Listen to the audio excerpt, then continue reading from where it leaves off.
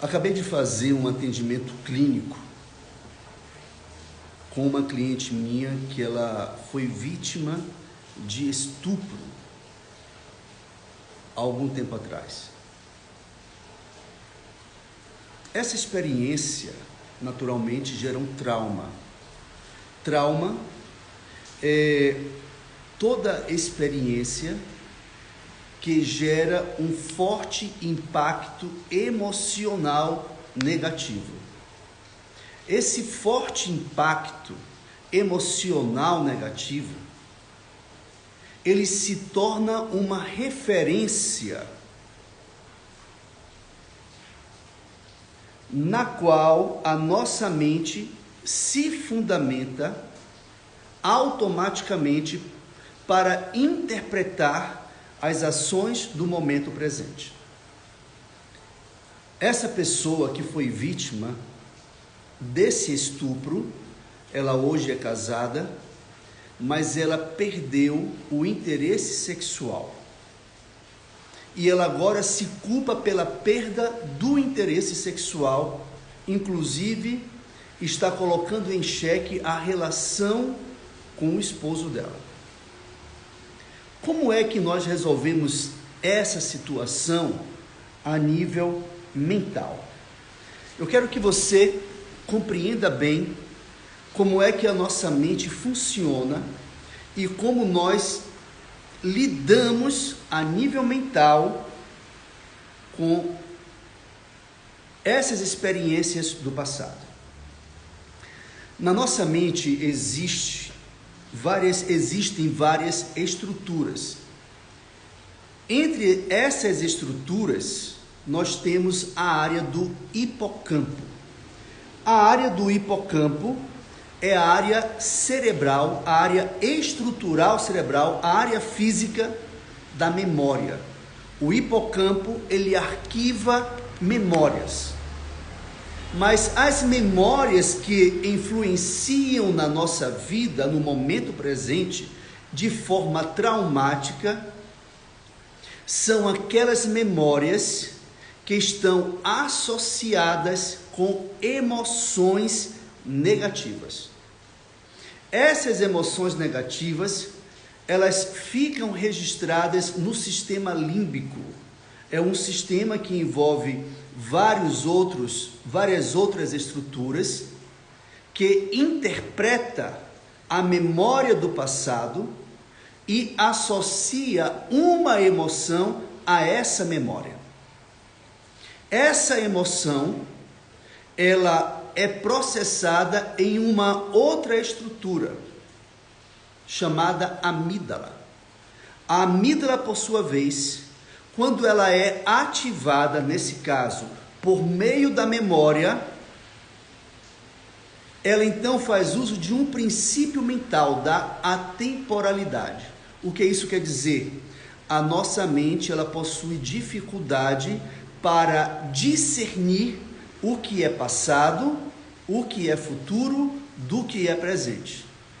A mente sempre registra os nossos pensamentos como algo que está acontecendo agora. As memórias do passado, elas são registradas como se estivesse acontecendo agora. O hipocampo, que registra a memória, cria vínculos emocionais com o sistema límbico. Dentro do sistema límbico é ativado a amígdala. A amígdala interpreta essa lembrança do passado e entende que existe, a depender da interpretação desse passado, a amígdala, ela aumenta a produção de substâncias neuroquímicas, como adrenalina, noradrenalina, cortisol, principalmente cortisol e acetilcolina. Esses neurotransmissores, que inclusive a adrenalina é produzida na glândula suprarrenal, ela termina aumentando muito os níveis de cortisol, que é o hormônio do estresse. Quando o hormônio do estresse é ativado, existe uma queda de neurotransmissores que produzem felicidade, que são responsáveis pela felicidade, como a ocitocina, dopamina, serotonina e endorfina, que fortalece o sistema imunológico.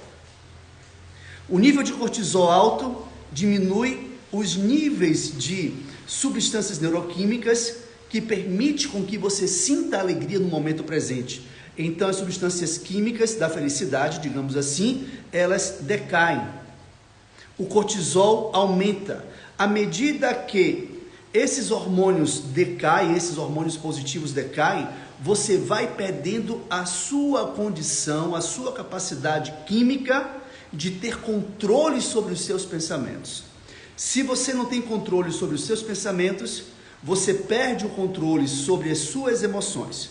As emoções que são processadas automaticamente pelo sistema nervoso autônomo ou simpático, porque o seu cérebro tem autonomia para processar informações, para produzir pensamentos.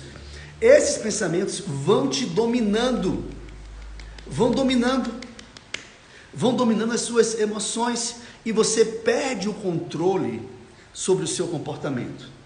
E o seu comportamento determina o que você vai obter da vida, porque a vida é respaldada numa relação de causa e efeito. Se você fizer a coisa certa, você produz um efeito que te traz uma consequência.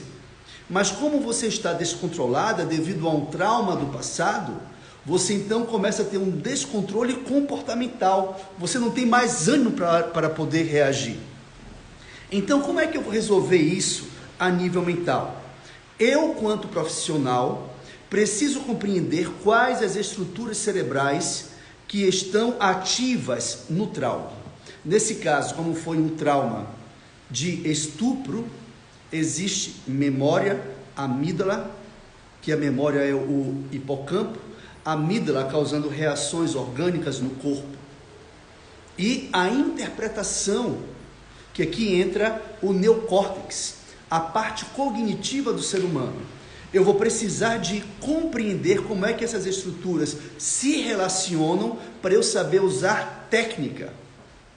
E a técnica que eu uso, ela é tão eficiente que em 45 minutos, através dessas técnicas, nós somos capazes de desinstalar um trauma. E não é hipnose, é técnica. E eu fiquei muito feliz porque em aproximadamente 45 minutos, nessa cliente de hoje, nós conseguimos desinstalar um trauma. Nós então trabalhamos com técnicas de ativação cognitiva do neocórtex, trabalhamos com técnicas de ressignificação da memória do passado, trabalhamos com técnicas de sensibilização das respostas orgânicas provocadas pela amígdala e conseguimos ressignificar o sentimento no sistema límbico.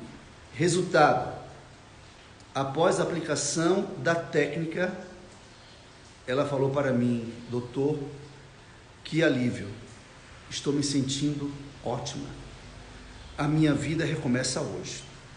Você me pergunta, mas já resolveu tudo? Não, começamos a resolver uma parte, mas a principal questão, que ela estava se sentindo culpada pelo que houve no passado, nós resolvemos.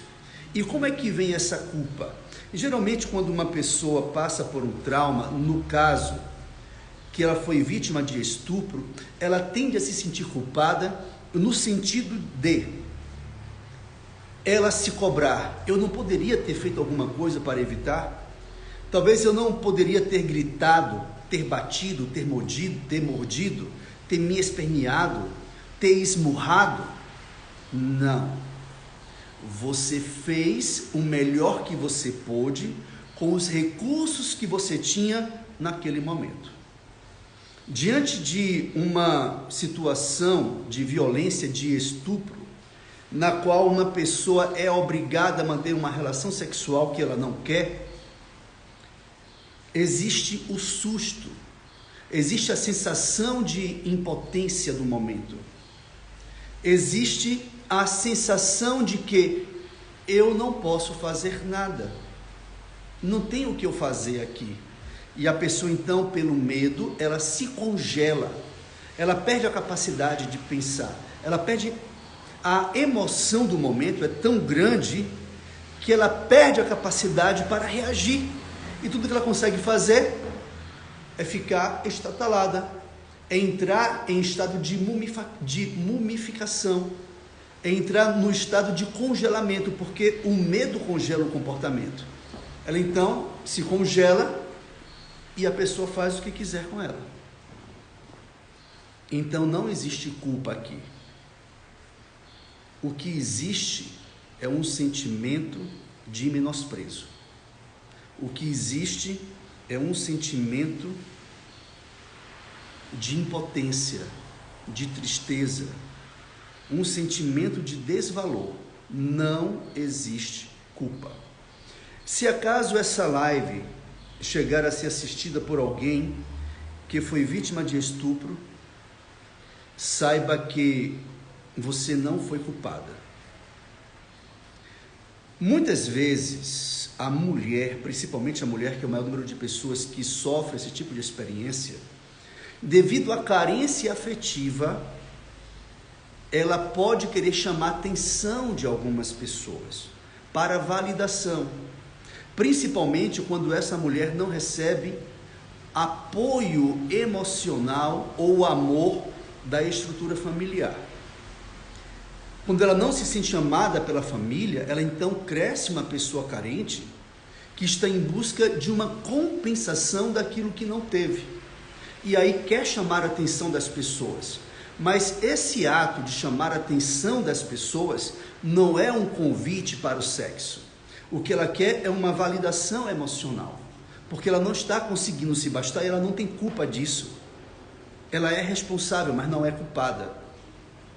Ela então está em busca dessa validação, desse ato de reconhecimento.